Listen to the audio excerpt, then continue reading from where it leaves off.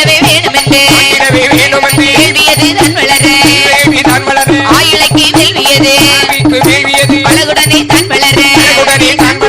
தானே உமரப்பன ஆரியை அள்ளனவரே இறைதனிலே காணாமல் கையிலையை தேடி வாராய் ஆறுதொரு வேளையிலே வடிவளையை கண்ணில் கண்டாய் அண்டாளே தொட்டுக்காரி கருத்துடனே எதிர்ப்பார் ஈஸ்வரனார் முன்பதிலே ஏந்திலையால் எதிர்த்தாள் என்னை எடுத்த பாவி வாரா இனத்தை வேள்வி வளருமையா